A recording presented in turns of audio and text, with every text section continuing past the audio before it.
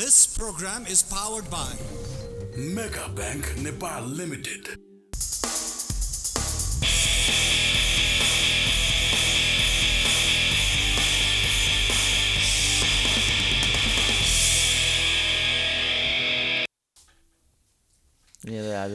दर्शकबिन नमस्ते। प्राइम संवादमा यहाँलाई स्वागत छ। म कृष्ण मल्ल। आज राष्ट्र निर्माता, राष्ट्रिय एकताका प्रतीक पृथ्वीनारायण शाहको 300औं जन्म जयन्ती र पृथ्वी जयन्तीका रूपमा आज देशभर मनाइँदैछ। यद्यपि यो पृथ्वी जयन्ती नमनाउनेहरू पनि प्रशस्त छन्। सरकारसँग सार्वजनिक बिदाको निम्ति माग गरिएको थियो, तर यसपटक पनि नेपाल सरकारले बिदा दिएको छैन। हामी पृथ्वी जयन्तीको सेरोफेरोमा रहेर अहिलेको राष्ट्रिय राजनीतिक दलका नेताहरू, दलका मानसिकताहरू र मुलुकको परिस्थितिको सम्बन्धमा छलफल गर्न गइरहेका छौँ र यसको निम्ति प्राध्यापक डाक्टर सुरेन्द्र केसी, जो इतिहासविद हुनुहुन्छ, विश्लेषक हुनुहुन्छ, उहाँलाई मैले आज हाम्रो स्टुडियोमा आमन्त्रण गरेको छु। डाक्टर साहब, स्वागत छ यहाँलाई। ल, हवस्, धन्यवाद। यो पुस 27 गते आउनुभन्दा केही समय पहिलेदेखि पृथ्वीनारायण शाहको बारेमा पक्ष विपक्षमा थुप्रै बहसहरू नेपालमा चल्दै आएका छन्। यसपटक पनि पृथ्वी जयन्ती मनाउने भनेर प्रधानमन्त्री लगायत नेपाली काङ्ग्रेस सत्तारूढ अन्य दलहरूलाई, अन्य दलका नेताहरूले आग्रह गरे, सबैले एक किसिमको अनुनय विनय पनि गरे र ज्ञापन पत्रहरू पनि बुझाए, बिदा प्रदान गरिएको छैन। अब सिधा सिधा प्रश्न के भने, पृथ्वीनारायण शाहलाई विवादित बनाइएको रहेछ। कतिपयले यिनलाई भित्रैदेखि स्वीकार गर्ने, हाम्रा एकीकरणकर्ता हुन्, यी निर्माता हुन्, यी एकताका प्रतीक हुन् भनेर, तर कतिपयले त्यो नमान्ने। वास्तविकता के हो? पृथ्वीनारायण शाह राष्ट्रिय एकताका प्रतीक हुन्, यिनी राष्ट्र निर्माता हुन् कि होइन? अब राष्ट्र त निर्मित भएको छ। अब एकताका प्रतीक मान्ने कि नमान्ने भन्नेमा डिबेट गर्न सकिने भयो। तर पृथ्वीनारायण शाहले त राष्ट्र जोडेको त सही हो नि त। अब त्यो जोडेको राष्ट्रलाई कस्तो परिघटनाको रूपमा लिने, यो चाहिँ एउटा राज्यको दृष्टिकोणसँग जोडिएको कुरा भयो। अब राज्यले आफ्नो दृष्टिकोण नबनाएपछि आफ्नो पाएको अनुसार मान्छेले यसमा व्याख्या अपव्याख्या गर्ने गरेको पाइन्छ।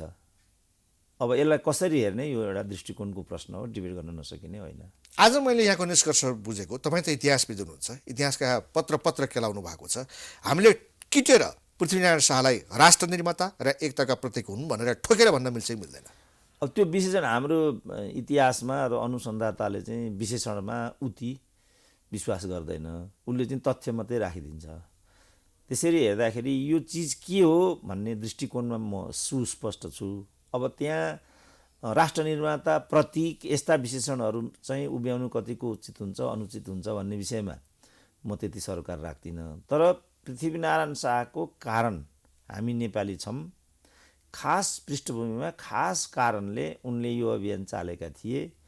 लार्जर सेक्सन अफ नेपाली पिपुललाई र नेपाल राष्ट्रलाई पनि यसबाट कुनै त्यस्तो क्षति छैन। कसैलाई पनि क्षति नहुने एउटा यस्तो राष्ट्रिय परिघटनालाई दुत्कार्नु, उनको शालिग तोड्नु, उनको तस्बिर थुक्नु चाहिँ मैले लेख्दा अशोभनीय हुन्छ। अब यसलाई कुन विशेषणबाट हेर्ने, कसरी हेर्ने भन्ने कुरामा अघि पनि भने डिबेट नगर्दा नहुने चाहिँ होइन। मुख्य कुरा चाहिँ राष्ट्रले यसलाई कस्तो किसिमको एउटा दिन हो, एउटा राष्ट्रिय दृष्टिकोण हुनु पर्यो नि, राष्ट्रिय सुरक्षा नीति हुनुपर्छ। संसारका कुनै पनि मुलुकसँग एउटा राष्ट्रिय दिवस हुन्छ भन्ने छ। त्यसलाई ठुलो गौरवको दिनको रूपमा, जस्तो सोभियत सङ्घमा गयो भने, अहिलेको रसियामा गयो भने त्यहाँ चाहिँ युद्ध दिवस भनेर दोस्रो विश्वयुद्धमा हिटलरलाई जितेको दिनलाई एउटा संस्मरणात्मक क्षणको रूपमा मनाउँछन्। भारतमा आयो भने स्वतन्त्रता दिवस हुन्छ, गणतन्त्र दिवस हुन्छ, पाकिस्तानमा हुन्छ, अन्यत्र पनि हुन्छ। हाम्रो नेपाल मात्रै यस्तो देश हो मलाई लाग्छ, सायद संसारमै एउटा देश होला यस्तो, जसको कुनै राष्ट्रिय दिवस छैन, जसले कुनै दिनलाई मान्दैन, खालि आफूलाई मान्छ। कारण के रहेछ? कारण एउटा राष्ट्रिय दृष्टिकोण छैन। हाम्रो चिजलाई हेर्ने राष्ट्रिय दृष्टिकोण छैन, राष्ट्रिय सुरक्षा नीति छैन। त्यो राष्ट्रिय दृष्टिकोण बन्न नसक्नुका कारणहरू त्यो चाहिँ हामीसँग एउटा परिष्कृत नेतृत्व छैन भन्नु पर्यो, जसले यो सब चिजलाई हेर्ने दृष्टिकोण अपनाओस्, बनाओस्। नेताले उनीहरूले अब नेता त कठोर एउटा तपस्याबाट नेताको रूपमा आएको हुन्छ, जेलमा बसेको हुन्छ, निर्वाचनमा गएको हुन्छ, सबै कुराहरू नेताले चाहिँ भोगेका हुन्छन्। त्यो भोगाइको अन्तरालमा विश्वका नेताहरूको चाहिँ कस्तो देखिन्छ भनेदेखि उनीहरूले त्यो बन्दी अवस्थामा एकान्त अवस्थामा निर्वासन अवस्थामा बसेका बेला पनि राष्ट्रलाई लिएर चिन्तन गरेको देखिन्छ। आफ्नो मुलुकको इतिहास कसरी बनेको हुन्छ, म के कारणले के गर्दैछु, त्यो लेनिनको हेर्नुभयो भने पनि तपाईँ त्यो देख्नुहुन्छ, नेहरूको हेर्नुभयो भने पनि त्यो देख्नुहुन्छ। नेहरूको कुनै तपाईँ discovery of India, glimpse of world history मात्रै होइन, नेहरूज लेटर भन्ने जुन चाहिँ आफू जेलमा बसेको बेला स्कुलमा पढ्ने छोरीलाई लेखेको चिठी थियो, को कम्पाइलेसन हो। त्यो नेहरूज लेटरलाई मात्रै हेर्नुभयो भने पनि उनले कसरी चाहिँ विश्व बनेको हुन्छ, कसरी प्रकृति बनेको हुन्छ, कसरी जगत बनेको हुन्छ, त्यस्ता कुराहरू उनले त्यो नेहरू लेटरमा लेखिराखेको पाइन्छ। हाम्रा नेताहरू त्यतातिर चिन्तनशील भएको देखिएन। ठिक छ, अब यो दृष्टिकोण बन्दै गर्ला, तर यहाँको आफ्नो दृष्टिकोणमा पृथ्वी जयन्तीलाई राष्ट्रिय दिवसका रूपमा मनाउनु उचित हुन्छ कि हुँदैन? मैले देख्दा मनाएमा केही आपत्ति छैन। यो दृष्टिकोण धेरैले राखेका छन्। मैले प्रारम्भमै भने जस्तै सरकारले बिदा कम्तीमा खोजिरहेछन्, बिदै दिँदैन। यो बिदा माग्नुपर्ने कारण के हो? बिदा दिँदा पृथ्वीनारायण शाहको सम्मान हुने, नदिँदा नहुने भन्ने हुन्छ? हुँदैन। तर त्यसलाई पनि उनीहरूले, किन उनीहरूसँग दृष्टिकोण छैन नि त। डराएका चाहिँ किन? पृथ्वीनारायण शाहको जन्मदिनको दिन चाहिँ बिदा दिँदा के घाटा हुँदो रहेछ शासकहरूलाई? किनभने यो भोट ब्याङ्क, सस्तो लोकप्रियता, अनि धर्मको राजनीति गर्ने, जातिको राजनीति गर्ने, क्षेत्रको राजनीति गर्ने प्रवृत्तिहरू यहाँ हाबी छन् नि त। अनि अब एक थरीले जसले चाहिँ योलाई एकता दिवस मान्दैन, जसले एकताको प्रतीक मान्दैन, जसले एकीकरण मान्दैन, तिनीहरू त असन्तुष्ट हुने भयो नि त। तिनीहरूलाई सन्तुष्ट राख्न यो तुष्टिकरणको नीति भन्छ, यसलाई पोलिसी अफ एपिचमेन्ट। समुदायलाई, सम्प्रदायलाई, भेगलाई प्रसन्न बनाएर आफ्नो उल्लु सान्ने, राष्ट्रिय स्वार्थ कतिपय डिसिसिभ कुराहरूमा को खुसाउँछ, को रिसाउँछ होइन, के बृहत्तर राष्ट्रिय हितको पक्षमा हुन्छ, त्यसलाई हेरेर कहिलेकाहीँ बोल्ड कुरा गर्नुपर्ने हुन्छ। त्यो अप्रिय हुन्छ तर गर्नुपर्ने हुन्छ। जस्तो जनमत सङ्ग्रह 36-37 सालको जनमत सङ्ग्रहमा चाहिँ पञ्चायतले धाँधली गरेर जितेको भन्ने कुरा एउटा हदमा त्यो सत्यसँग पनि मिल्थ्यो। कमसेकम राज्यका संयन्त्रहरू त त्यसले दुरुपयोग गरेकै थियो। त्यो अहिले पनि गरिन्छ, जहिले पनि हुन्छ त्यस्तो कुरा। निर्णय आयो बहुदलको विपक्षमा, बिपी कोइरालाले जनताको निर्णय हो, मलाई सहर्ष स्वीकार्य छ भने। तर अन्य नेता, गणेशमान लगायतका नेताहरूले यसमा धाँधली भएको छ, यो मान्न सकिँदैन भन्ने कुरा गरे। तर बिपी कोइराला त्यसमा अविचलित रहे। उनले के भने जब गइयो निर्वाचनमा गइसकेपछि परिणाम नमान्ने भन्ने कुरा अलोकतान्त्रिक हुन्छ। आफ्नो पक्षमा आयो भने परिणाम मान्ने, आफ्नो पक्षमा आएन भने परिणाम नमान्ने। यहाँ चलन कस्तो छ भन्नु त ल। आफ्नो चलन पक्षमा नआउने बित्तिकै धाँधली भइहाल्छ। खिल्लाजलाई प्रधानमन्त्री बनाए प्रचण्ड आफैले। उनलाई चाहिँ दोस्रो संविधान सभामा पराजित हुन्छु भन्ने सोचेकै थिएन। नराम्रोसँग उनी हारे। 120बाट 25 सिटमा आइपुगे उनी। त्यसपछि उनले के भने यो चाहिँ हाम्रो विरुद्धको चाहिँ यो संरचनागत धाँधली हो, हामी यसलाई मान्दैनौँ भनिदिए। भोट काउन्टिङकै बेला उठेर हिँड्यो। यस, भोट काउन्टिङ भइरहेछ, जुर्को उठेर हिँडिदिए। त्यसकारण यो खालको जो नेतृत्व जब कुनै देशमा हुन्छ भने त्यो नेतृत्वसँग कुनै राष्ट्रिय दृष्टिकोण हुँदैन। ऊ सङ्कीर्ण स्वार्थबाट आफ्नो अनुकूल भयो भने, जस्तो यो संसदीय व्यवस्था पनि यिनीहरूले आफूलाई कम्युनिस्ट भनेका छन् नि, कम्युनिस्ट भनेका छन् र संसदीय व्यवस्थामा रजगज गरेर बसेका छन्। त यो किनभने उनीहरूलाई त्यहाँ आफू बस्न पाए पुगिहाल्यो। जस्तो यही एकीकरण दिवसको सन्दर्भमा पनि अस्ति त्यहाँ रिपोर्ट्स क्लबमै एउटा कार्यक्रम गरेको थियो एउटा संस्थाले। त्यहाँ म बाहेक अरू 3 जना मन्त्रीहरू थिए। ती 3 जना मन्त्रीले अघि तपाईँले भने जस्तै कुरा गरे, एकताको प्रतीक, राष्ट्र निर्माता, यस्तो दिनलाई पनि छुट्टीको रूपमा नअपनाउनु इत्यादि भने। मेरो पालो आयो। मैले त्यहाँ के कुरामा जोड दिएँ भनेदेखि, तपाईँहरू पनि त क्याबिनेटमा हुनुहुन्थ्यो, क्याबिनेटमा जहिले पनि तपाईँहरूले यो बारेमा सोच्नु भएन। यो के हो? जब क्याबिनेटमा भइन्छ यतातिर ध्यानै जाँदैन, जब क्याबिनेटबाट बाहिर आइन्छ फेरि यही कुरा एजेन्डा बन्छ। त्यसपछि मैले देख्दा आजको दिन आएको छ। त्यही त, क्याबिनेटमा जाँदा, सरकारमा जाँदा शासकहरूलाई कुन शक्तिले घेराबन्दी पारेको छ जसले पृथ्वीनारायण शाहको नाम सुन्ने बित्तिकै तर्सिन्छ? हामी अन्य जयन्ती त मनाउँछौँ त, बिदा दिन्छौँ त, क्रिसमसको बिदा दिन्छौँ, यहाँका रीतिरिवाजहरू, चालचलन्तीहरू, मान्छेको समुदाय अनुसारका उनीहरूको पर्वहरू के छन्, त्यसमा बिदा दिने परम्परा त सुरु भइसकेका छ, पहिल्यैदेखि बिदा दिएका छौँ। तर जसको चाहिँ मोस्ट डिमान्डेड जे कुरा हो त्यसमा चाहिँ हामी चासै राख्दैनौँ। अब यो क्याबिनेटमा जाने बित्तिकै, सत्तामा जाने बित्तिकै कुन शक्तिको त्रासमा उनीहरू छन् जसले पृथ्वीनारायण शाहको जन्मदिनको सन्दर्भमा त्यो दिनलाई चाहिँ मनाउन पनि दिँदैन र बिदा पनि दिँदैन। एउटा शक्तिको प्रायोजनामा भएको एउटा राष्ट्रिय कार्यक्रम थियो नेपालमा। त्यो कार्यक्रममा प्रसङ्गवश एकजना वक्ताले चाहिँ पृथ्वीनारायण शाहको कुरा ल्याइदियो। त्यसपछि कुन शक्ति हो जसलाई भनेर तपाईँले जुन प्रश्न गर्नुभयो, त्यही शक्तिको मान्छे त्यहाँ थियो र उसले के भन्यो भने तैँले यो कार्यक्रममा पृथ्वीनारायण शाहको नाम किन लिएको भन्यो। हो, त्यो शक्तिले यिनीहरूलाई विवश बनाउँछ। फलस्वरूप उनीहरू चाहिँ पृथ्वीनारायण शाहको कुरा, दिवसको कुरा, त्यो त कुन शक्ति हो त्यो? डाक्टर साहबले सङ्केत गरे पनि पुग्छ होइन। यही त नेपालमा चाहिँ नेपाल राष्ट्रिय जुन पृथ्वीनारायण शाहको अभियान हो, यो अभियानसँग सबैभन्दा असहमत राख्ने भनेको त विधर्मी र विजातीय प्रवृत्ति नै थियो नि त। विधर्मी विजाति भनेको हुन् नि फेरि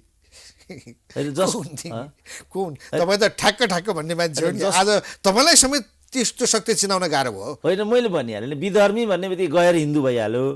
विजातीय भन्ने बित्तिकै जोसँग लडियो, अङ्ग्रेजसँग लडियो, क्रिस्चियनसँग द्वन्द्व छ, क्लियर कुरा त बाबु। पश्चिमाहरू क्लियर छ, किनभने हामीले यो एकीकरण गरेको अङ्ग्रेजसँगको युद्धमा लडेर, अङ्ग्रेज विरुद्ध लड्दै हामीले यो एकतालाई सम्भव बनाएको हो।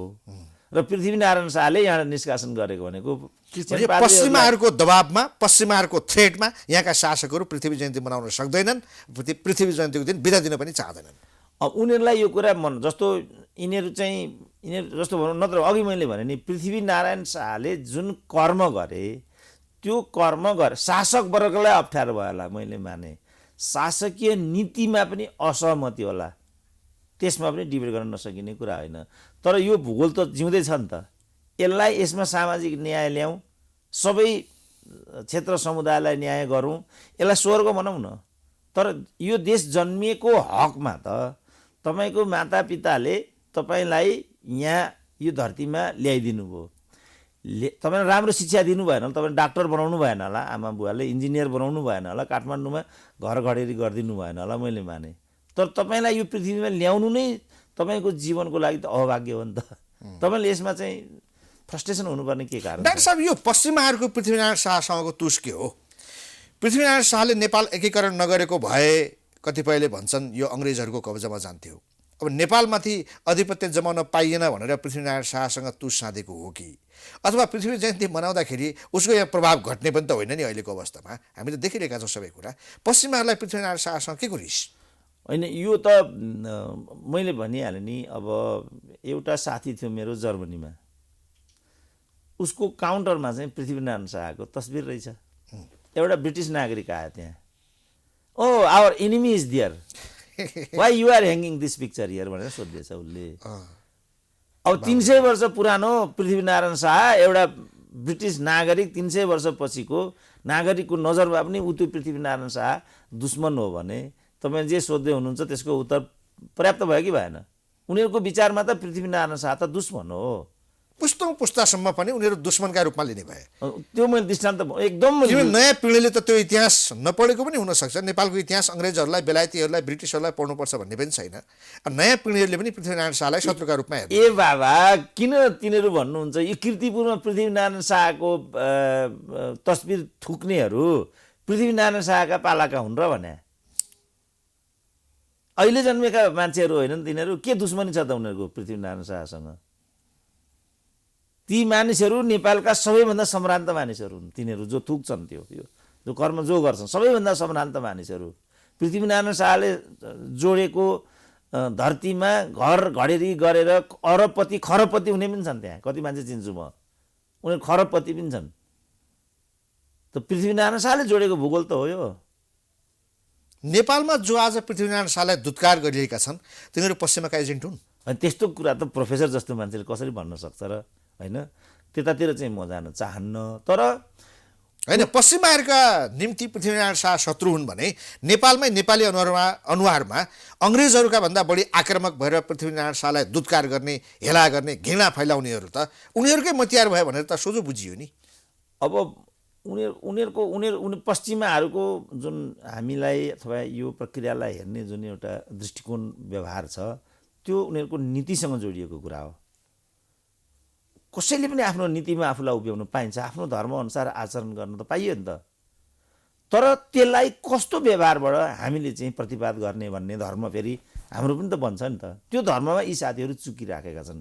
यसको कारण म त्यति प्रष्ट देख्दिनँ। मैले भन्न सक्ने कुरा चाहिँ यति मात्रै हुन्छ। अब को एजेन्ट हो को एजेन्ट, किन यहाँ त जसलाई पनि बाँकी शक्तिहरू किन डराउँछन् त? ठिक छ, पश्चिमाहरूको सिधा प्रत्यक्ष प्रभावमा परेका लाभ लिइरहेकाहरू त सिधा अभियान नै थाल्लान् पृथ्वीनारायण शाहका विरुद्धमा। तर यहाँले भने जस्तो क्याबिनेटमा हुँदा चाहिँ चुप लागेर बस्ने, बाहिर आइसकेपछि पृथ्वीनारायण शाहको गुणगान गाउने त्यस्ता शक्तिहरू पनि छन्। उनीहरूसँग पश्चिमाप्रतिको सोच, पश्चिमाहरूसँग डराउनु पर्ने कारण चाहिँ के उनीहरूले? यहाँ यस्तो हुँदो रहेछ, कतिपय नेपालमै पनि कतिपय विदेशी एम्बेसीहरू छन्। त्यो विदेशी एम्बेसीमा जानुलाई पनि उनीहरू एउटा भयको विषय बनाउँदा छन्। कृष्णजी, तपाईँलाई थाहा छ कि थाहा छैन कुनै त्यस्तो एउटा मनोवैज्ञानिक एउटा स्थिति छ। त्यस्तो किसिमको मनोवैज्ञानिक स्थिति चाहिँ मैले कोरिया जाँदाखेरि चाइनाको सन्दर्भमा थाहा पाएँ, इस्लामाबाद जाँदाखेरि इन्डियाको सन्दर्भमा थाहा पाएँ, स्विजरल्यान्ड जाँदाखेरि चाहिँ फ्रान्सको सन्दर्भमा मैले चाहिँ अनुभूति गरेँ। अब म अहिले अमेरिका पुगेको छैन, सायद अमेरिका पुग्दाखेरि वा ल्याटिन अमेरिकी देशहरूमा पुग्दाखेरि अमेरिकाको सन्दर्भमा मानिसको एउटा मनोवैज्ञानिक त्रास छ कि यो त्रास र यस्तो किसिमको भय हुँदै हुँदैन भन्ने कुरा होइन। त्यतातिर जानुभन्दा पनि सबैको राष्ट्रिय एउटा दृष्टिकोण, राष्ट्रिय इतिहास, राष्ट्रिय आचरण, राष्ट्रिय व्यवहार त हुन्छ नि त। तपाईँ भुटानमै जानुहोस्, पोसाकको कुरा गर्नुहोस्, अरू कुरा गर्नुहोस्, त्यो भुटान त आखिरी इन्डियाको प्रोटेक्टेड स्टेट न हो। तैपनि उनीहरूले आफ्नो नीतिमा आफूलाई चाहिँ जब्बर राखेका छन्, डराउँदैनन् नि। आफ्नो राष्ट्रिय नीति लिएर उनीहरू हिँड्छन्।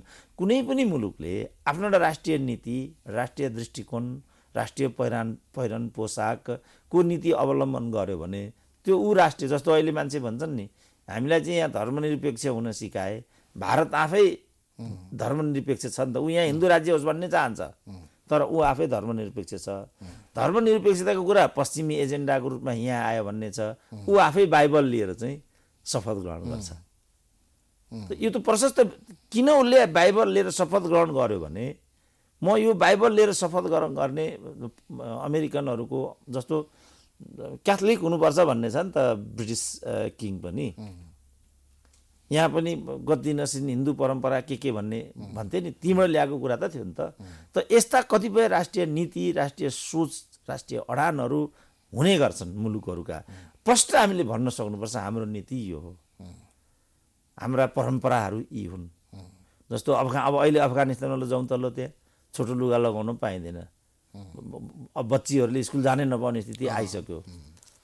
त यो मैले देख्दा युग सुहाउँदो त छैन नि, तर यो उनीहरूको आन्तरिक मामला हो भने चाहिँ कतिपय कुराहरूमा सबै राष्ट्रहरूका आफ्ना सोचाइ। यहाँ मैले चाहिँ म अहिले पनि म तपाईँहरूको यो संवाद इत्यादिमा पनि मेरो अपेक्षा चाहिँ के हुने गर्छ भने, अब यो समय इत्यादिले त्यो पर्मिट गर्दैन, तर मेरो अपेक्षा के हुने गर्छ भने यसको एउटा विहङ्गमता र यसलाई कसरी कुन दिशामा लैजानुपर्ने, त्यसका आधारहरू, तर्कहरू के हुन्, त्यस्तोमा डिबेट केन्द्रित गरौँ न भन्ने सदाकाल मेरो माग रहिआएको छ। अब दुर्भाग्य के हो भने यहाँ इत्यादि सञ्चार माध्यममा पार्टिसन तेरो मेरोको जुन पद्धति छ, अघि तपाईँले भन्नुभएको जुन डराउने नडराउने भन्ने कुरा छ, सायद त्यो पनि यहाँ हाबी होला कि त्यो कारण पनि उनीहरूले यस्तो गराउँदैनन् कि। अनि डाक्टर साहब, जस्तो अब पृथ्वीनारायण शाहका सम्बन्धमा आलोचकहरूको के छ भने इतिहासको सही व्याख्या हो कि गलत व्याख्या हो, यहाँले भनिदिनुहोस्।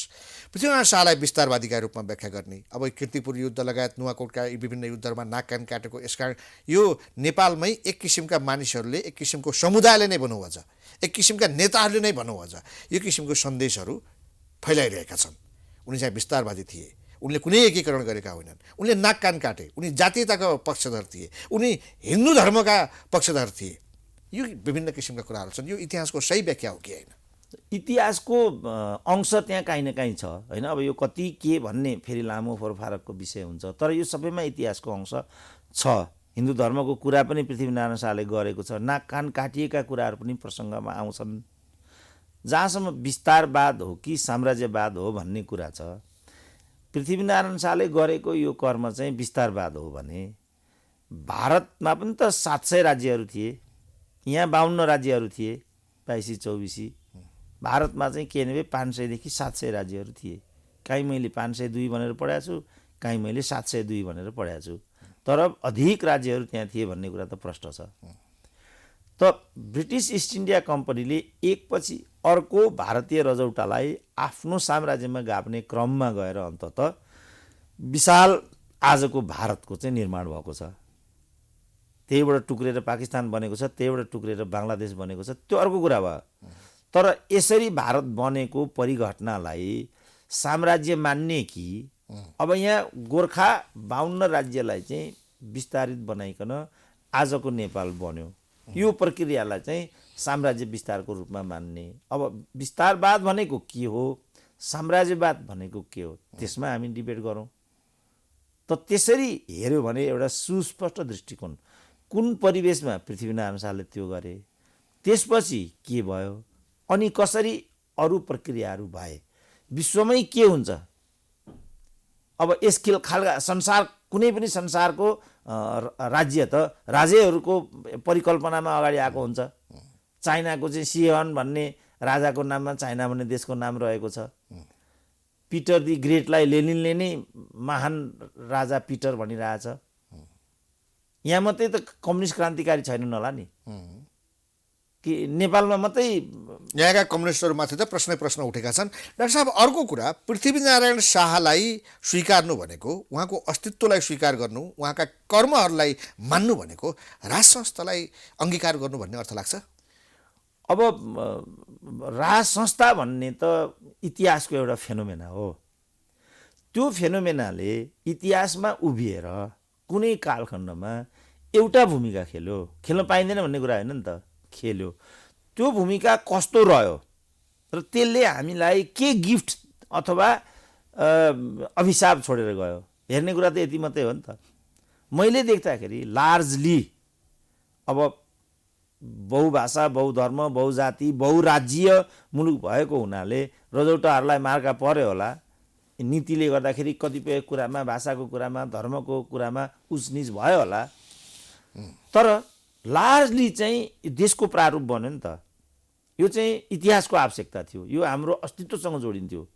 यो अस्तित्वभित्र उप अस्तित्वको बारेमा हामी प्रशस्त तर्क गर्न सक्छौँ। उप अस्तित्व अहिले पनि छ हाम्रो, हामी कहाँ अहिले पनि 125 जाति छ, 123 भाषाभाषी छ, 10 भन्दा बढी सम्प्रदायहरू छन्।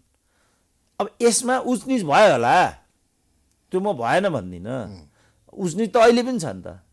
अहिले जब एउटा नारानीतिको चाहिँ क्याफ्टेरिया कसलाई दिने कसलाई नदिने भन्नेमा त यत्रो राष्ट्रिय बहस हुन्छ भने त्यो त एउटा ऐतिहासिक घटना थियो होइन। आज पृथ्वीनारायण शाहको गुणगान गाइरहँदा एउटा बहस यो पनि छ, विवाद यस रूपमा पनि आउने गर्छ कि पृथ्वीनारायण शाहको पूजाआजा गर्नु, उनलाई चाहिँ राष्ट्रिय एकताको प्रतीक मान्नु, उनलाई हाम्रो पहिचानका चाहिँ द्योतक मान्नु, यो सबै भनेको राज संस्था फर्काउने खेल हो, राज संस्थालाई पुज्नु हो, राज संस्था मान्नेहरू हुन्, यी राजावादीहरू हुन् भन्नेहरू पनि त छन् नि। त्यो अर्थ लाग्छ कि लाग्दैन भने मैले होइन, त्यो लाउँदा लाग्ने हो। जस्तो माओवादीहरूलाई आतङ्ककारी पनि त भन्थे, उनीहरू आतङ्ककारी थिए कि थिएनन्? यिनै शेरबहादुर होइनन् माओवादीको विरुद्ध 50 लाखको टाउकाको मूल्य तोक्ने?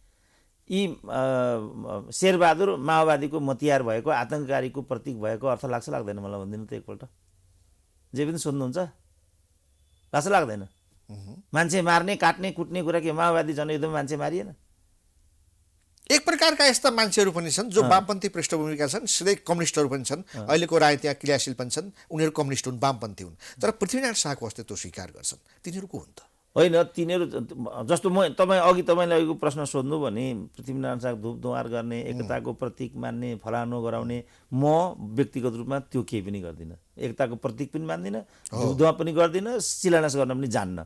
तर पृथ्वीनारायण शाहले यो देश बनाएको कुरालाई मान्छु। अब तपाईँ मलाई के भन्नुहुन्छ? तिनीहरू पनि त्यस्तै हुन्। राष्ट्रिय एकताको प्रतीक छैन भन्ने? म त्यतातिर जान्न, किन मैले अघि भने म विशेष, हामी अनुसन्धानमा चाहिँ विशेषण, जस्तो अब तपाईँको डेन्टिङ पेन्टिङ, कति राम्रो लुगा, कति राम्रो चाहिँ हेयर स्टाइलतिर गइयो भने त मुख्य वस्तु छुट्छ नि।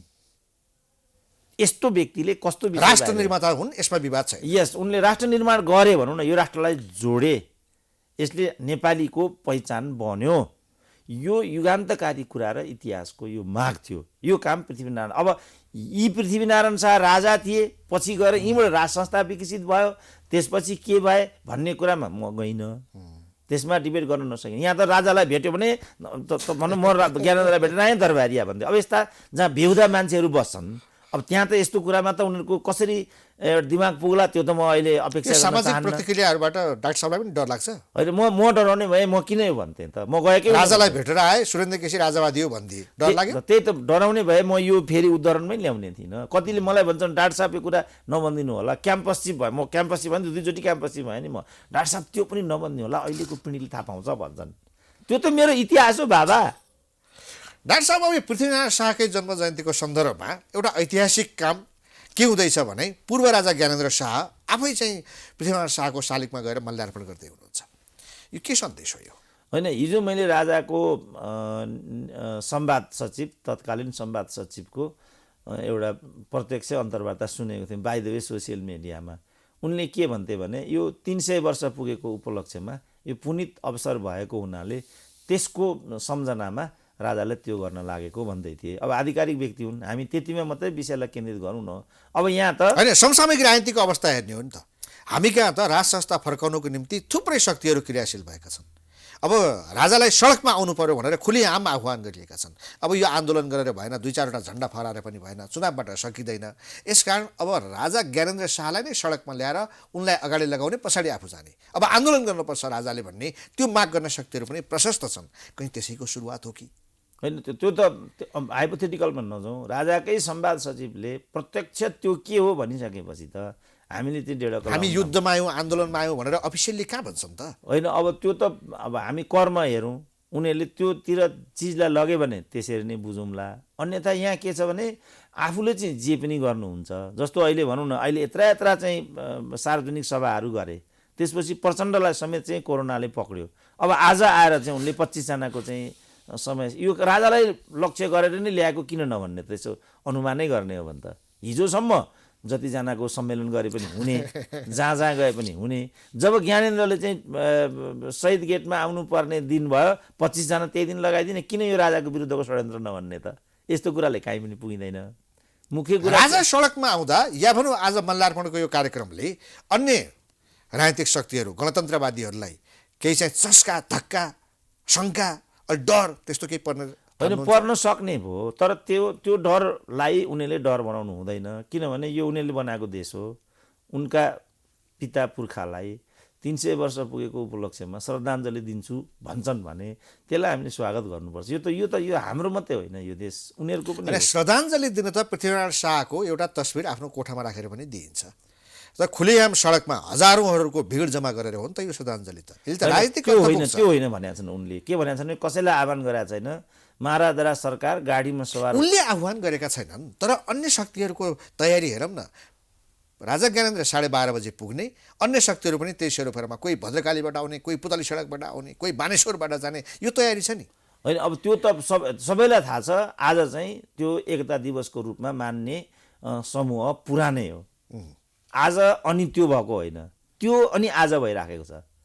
र यो कडीमा उनी पनि आइरहेछन्, यति त हो कुरा। नत्र त विगत समयमा त त्यहाँ त राजाको त कुनै खालको उपस्थिति हुँदैन थियो। त्यस कारण यसलाई हामीले बलै गरिकन जोड्नु भएन। के छ भने उहाँको त्यहाँ आज भिजिट मात्र होइन, हिजो वक्तव्य पनि आएको छ पूर्व राजा शाहको। त्यो वक्तव्यमा उहाँले अहिलेको लोकतन्त्र, गणतन्त्र या अन्य शक्तिहरूले चर्चामा ल्याएका जनतन्त्र, जनगणतन्त्र यी सबै कुराहरूको कुनै अर्थ छैन र राष्ट्रियताका सवालमा आधारहरू भत्किन थाले भन्ने यी शब्दावलीहरू उहाँको त्यो वक्तव्यमा उल्लेख छन्। यी सबै कुराले के देखाउँछ भने उहाँ यो व्यवस्थाप्रति असन्तुष्ट हुनुहुन्छ, अहिलेको परिस्थितिसँग सन्तुष्ट हुनुहुन्न र कहीँ न कहीँ आफ्नो भूमिका उहाँले खोजिरहनु भएको छ। भनेपछि त्यसैको एउटा तयारीका स्वरूपमा त जाने भयो नि त स्थिति। होइन, अब बाबा चटपटन नपाउने, उनी यहाँबाट काहीँ गयो, मन्दिरमा गयो किन भन्छन्, कुम्भ मेलामा गयो कसरी भन्छन्, अस्पतालमा गयो के हो भन्छन्, छोरो पढ्न चाहिँ अमेरिका गयो किन भन्छन्, अनि युवराज्ञी चाहिँ अमेरिका जाँदाखेरि पनि परिघटना हुन्छ, अनि आफूले चाहिँ केही गर्दा पनि केही नहुने, अरूले चाहिँ चट्टै पटाउनु नहुने, कस्तो लोकतन्त्र हो त्यो भनिएको होइन, त्यो भनिएको होइन। परिवर्तनको निम्ति उहाँ भूमिका खेल्दै हुनुहुन्छ कि उहाँ सक्रिय हुनुभएको हो कि भन्ने कुरा हो। यो व्यवस्थाका विरुद्ध लागेर राज संस्था फर्काउन राजा ज्ञानेन्द्र शाह आफै तयार हुनुभएको हो कि भन्ने कुरा हो। पाइँदैन त। संसदीय व्यवस्थालाई प्रयोग गरेर जनगणतन्त्र र साम्यवादको परिकल्पना गर्न पाइन्छ। महेन्द्र राजाले बनाएको नेपाल प्रज्ञा प्रतिष्ठानमा कार्लमार्क्सको लाइफ साइजको फोटो राखेर अनि माल्यार्पण गर्न पाइन्छ। अनि जसले यो देश बनाएको त्यसको नातिले चाहिँ मेरो जिजुबुवाको तस्बिरमा माल्यार्पण गर्छु भन्यो भने त्यो पनि पाइँदैन। के हो यो? अनि खुलियाम उहाँले किन गर्न सकिरहनु भएको नहोला त? होइन, त्यो त अब उनीहरूको आफ्नो शैली होला, उनीहरूको आफ्ना बुझाइहरू होलान्। खालि मैले कहाँ मात्रै भिन्न मत जाहेर गर्न खोजेको भने लोकतन्त्रमा सबैलाई स्पेस हुन्छ। त्यो कस्तो घटना हो, त्यो कस्तो के भनेर तपाईँले मलाई सोध्नुभयो भने म त्यसमा आफ्ना विचारहरू दिन्छु। तर मलाई त निषेध गरिएको छ नि। यो चाहिँ लोकतन्त्रको प्रतिकूल हो। लोकतन्त्रमा सबैले सबै किसिमको आवागमन, विचार अभिव्यक्त, लागेका कुराहरू गर्न भन्न पाइन्छ। लोकतन्त्रको सुन्दरतै त्यही हो। यहाँ अब यदि चाहिँ ज्ञानेन्द्र शाह राज संस्थालाई निषेध गरिएको हो भन्ने कुरामा तपाईँको सहमति छ भने उहाँलाई दिनुपर्ने स्पेस के हो त? होइन, अब यसरी आवागमन, पूजाआजा, माल्यार्पण, त्यो त कसले रोकेको छ र? त्यो त पहिलेदेखि पोलिटिकल्ली स्पेस को कुरा गरे मैले। यति हो स्पेस। अब उहाँलाई अब हो अघि मैले भने यसमा डिबेट गराउन चाहनुभयो भने म गर्छु, मैले भनेको थिएँ नि। यसको लागि दुईटा मात्रै बाटा हुन्छन्। एउटा भनेको आम विद्रोहको बाटो, राजाले पनि आम विद्रोह गर्न सक्छ नेतृत्व गरेर, आम विद्रोहको बाटो। अर्को भनेको जनप्रतिनिधित्वको बाटो। अब राजाले आम विद्रोहको बाटोबाट अगाडि जाने अनि त्यसपछि के क्षति हुन्छ त्यो बेहोर्न पनि तत्पर छु भन्ने हो भने उनी जुनसुकै हदमा गए पनि हुन्छ। अथवा आफ्ना प्रतिनिधिहरूलाई चाहिँ मैदानमा उतारेर साँच्चै चाहिँ राजाले अघि तपाईँले भने जस्तो खालको असन्तुष्टि जनमानसमा छ भन्ने एउटा निष्कर्ष निकालेको हो भने यो एजेन्डा लिएर मतमा जाउँ, जनताको चाहिँ मत लिएर आउँ, 2/3 प्राप्त गरौँ, राज संस्थै पुनर्स्थापना। के को सम्भावना देख्नुहुन्छ? अब विद्रोहको सम्भावना देख्नुहुन्छ कि यहाँले भने जस्तो जनप्रतिनिधिहरू आफ्ना विश्वासपात्रहरू आफूलाई मान्नेहरूलाई चाहिँ चुनावमा जिताएर ल्याउने अनि फेरि स्थापना गराउने? म दुवै सम्भावना देख्दिनँ त्यो हकमा। र मैले यो राजालाई नै भनेको थिएँ, सरकार जे पात्र प्रवृत्तिलाई चाहिँ लिएर राजकाज गर्न सोचिबक्स्यो अन्तिम कालमा त्यो गल्ती भएको हुनाले यो नियति राज संस्थाले बिहोर्नु पर्यो। जहाँ अहिले सरकार हुनु छ सबभन्दा राम्रो यो हुन्छ भनिदिएको थिएँ मैले। किन? जस्तो विद्या भण्डारी चाहिँ जनकपुर गइन्, 5000 मान्छे, त्यो पनि वरिपरिका भक्तजनहरू मात्रै आउँछन्। जो नागरिक आउँछन् उनीहरूले दुत्कार्छन्, लखेट्छन् गणतान्त्रिक राष्ट्रपतिलाई चाहिँ। राजा ज्ञानेन्द्र गयो भने 20,000 मान्छे भेला हुन्छन्, ती पनि स्वैच्छिक हुन्, जय जयकार गर्छन्। योभन्दा राजाको लागि सुरक्षित एउटा वातावरण, सुरक्षित अवस्था। राज संस्था फर्काउने कुरा दिवा स्वप्न छ, यो सम्भव छैन। राजा जुन जसरी बसेका छन् नागरिक भएर त्यही ठिक छ होइन? दिवा सपना भन्ने विशेषण भयो। म विशेषण जान चाहन्न। अघि मैले भने खालि मेरो भनाइ के भने यो देश राजाहरूले बनाएको, राजाहरूको नियति अन्य देशका इतिहास हेर्दाखेरि काहीँ पनि सुखद छैन, एकदम दुःखद छ। रसाको भने पनि अन्तको भने पनि।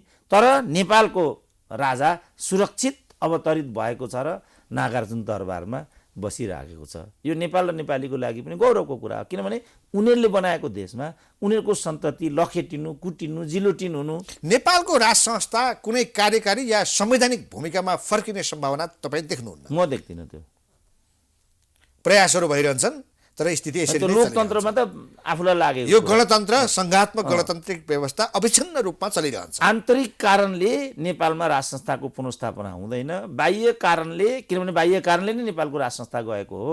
बाह्य कारणले नेपालमा राज संस्था पुनर्स्थापित हुन खोज्यो भने त्यो हामीले रोकिँदैन। तर त्यसको नियति के हुन्छ फेरि त्योलाई मध्यनजर गरेर मैले यो नै राजाको लागि सबभन्दा सुरक्षित जोन हो भनी आएको। बाह्य कारणले रोक्ने परिस्थिति नभएपछि बाह्य कारणले राज संस्था पुनर्स्थापना हुने सम्भावना चाहिँ तपाईँ देख्नुहुन्छ? होइन, म त्यो देख्दिनँ। बाह्य कारणले, किनभने राज संस्थाको अन्त्य त एजेन्डामै थिएन नि, 12 बुँदेमै थिएन। कसरी राज संस्था हिन्दू राज्यको बाह्य कारणले राज संस्था पुनर्स्थापित हुन सक्छ, आन्तरिक कारणले हुँदैन भनेर ठोकेर भनिसक्नु? ठोकेर भनेपछि बाह्य कारणले त हुने रहेछ नि त। होइन, बाह्य कारणले भयो भने हुनसक्छ होइन, बाह्य कारणले भयो भने नेपाली जनता रोक्न सक्दैन त्यसलाई। नेपाली जनता त आफ्नै भूमिमा मैले चाहिँ मानसरोवरको राजमार्ग बनाएँ भन्छ विदेशी प्रधानमन्त्रीले, यहाँका मान्छे सुनेको नसुने। यस्ता जहाँ नागरिक बसेका हुन्छन् त्यहाँ के हुन्छ के हुँदैन भन्ने कुरा हाम्रो हातमा छ र? यस्ता जहाँ राजनीतिक दलहरू हुन्छन्, नेताहरू हुन्छन्, अब त्यहाँ के हुन्छ के हुँदैन भन्ने कुरा तपाईँ हाम्रो हातमा। यहाँ एउटा अन्तर्वार्ता कस्तो बजाउने भन्ने कुरा पनि हाम्रो हातमा हुँदैन। त्यस्तो देशमा अनि राजा आउँछ कि आउँदैन भन्ने कुरा हाम्रो हातमा छ र भने। हस्, हुन्छ डाक्टर साहब, थ्याङ्क यू भेरी मच। ल हस्, धन्यवाद। दर्शकविद, प्राइम संवादमा हामीसँग इतिहासविद एवं विश्लेषक प्राध्यापक डाक्टर सुरेन्द्र केसी हुनुहुन्थ्यो। उहाँसँगको कुराकानी सकिन्छ। हामी सबैलाई बिदा दिनुहोस्। नमस्ते।